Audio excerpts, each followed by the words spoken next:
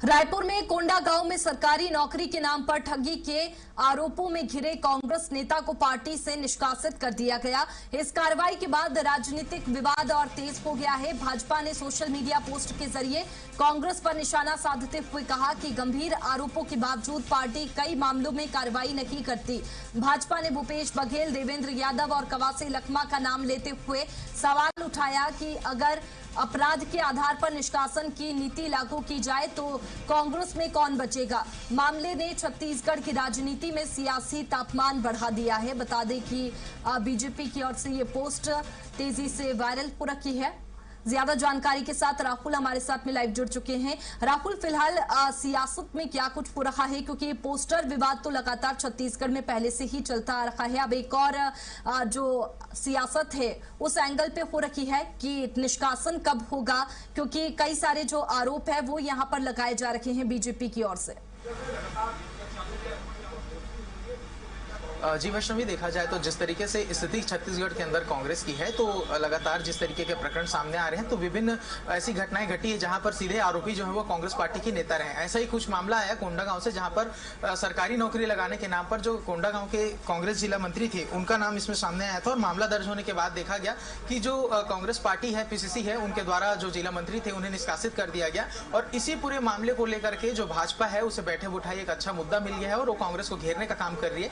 जहां पर बीजेपी ने सोशल मीडिया के माध्यम से एक पोस्टर जारी किया। पोस्टर में जो विधायक देवेंद्र यादव हैं, पूर्व मंत्री कवासी लखमा है, पूर्व मुख्यमंत्री भूपेश बघेल हैं, तीनों का जो फोटो है वो लगाया गया। और साथ में उनके ऊपर जिस तरीके के आरोप यहाँ पर लगे हैं, चाहे वो शराब घोटाले के मामले हो, सीडी कांड से जुड़ा हुआ मामला हो, या फिर जो बलौदा बाजार में जिस तरीके से धार्मिक उन्माद फैलाने का आरोप देवेंद्र यादव के ऊपर लगा था, इस तमाम विषयों को लेकर के जो बीजेपी है वो कांग्रेस पार्टी को घेरने का काम कर रही है। और सीधे तौर पर उनका कहना है कि यदि जो कांग्रेस पार्टी है उसमें आरोपों के आधार पर, अपराधों के आधार पर निष्कासन की प्रक्रिया शुरू की जाती है तो कांग्रेस पार्टी के अंदर कोई भी शेष नहीं रहेगा। और इसे लेकर के प्रदेश के अंदर में जो राजनीति है वो भी जमकर देखी जा रही है, जहां पर देखा जाए तो पक्ष विपक्ष दोनों की ओर से जो नेता हैं वो बयान देते हुए नजर आए हैं। जहां पर जो बीजेपी की ओर से श्याम बिहारी जायसवाल है, उनका साफ तौर पर कहना है कि जो कांग्रेस पार्टी है वो दोहरा चरित्र अपनाती है, दोहरा रवैया उनका रहता है, क्योंकि कांग्रेस पार्टी में तमाम जो नेता हैं उनके खिलाफ कई आपराधिक मामले सामने आए हैं। और उसी के अंतर्गत यदि जो कांग्रेस पार्टी है वो निष्कासन का काम करे तो जो पूरी कांग्रेस पार्टी है वो खाली हो जाएगी। और वहीं दूसरी ओर देखा जाए तो जो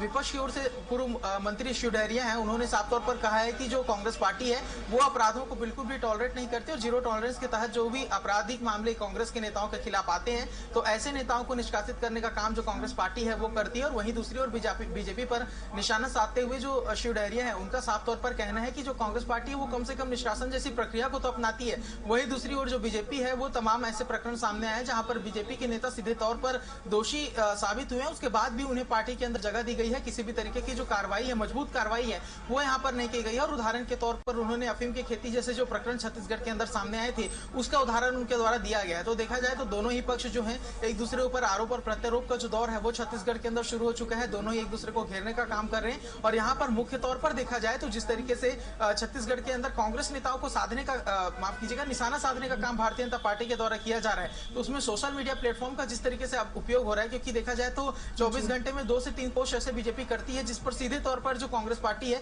उस पर निशाना साधने का काम इसके माध्यम से किया जाता है। तो सोशल मीडिया से तमाम लोगों को जोड़ने का काम भारतीय जनता पार्टी करती है। युवाओं के बीच में एक अच्छा पहल जो सोशल मीडिया के माध्यम से जो बीजेपी है वो पैठ अपना बनाने का प्रयास करती है। और सीधे तौर पर देखा जाए तो कांग्रेस पार्टी पर साफ तौर पर जो निशाना है वो यहाँ पर बीजेपी ने साधा है। और एक बार फिर से जो छत्तीसगढ़ की राजनीति है वहां पर कांग्रेस के नेताओं की आपराधिक संलिप्तता का जो मुद्दा है वो फिर से गूंज रहा है। बिल्कुल, अब कांग्रेस की जो कार्रवाई है उस पर सवाल उठाए जा रहे हैं। देखने वाली बात होगी कि फिलहाल ये जो मामला है वो कहां तक पहुंचता है, क्या कुछ प्रतिक्रियाएं सामने आती है, क्योंकि सियासत काफी इसमें देखने को मिल रही है। बहुत शुक्रिया राहुल आपका तमाम जानकारी के लिए।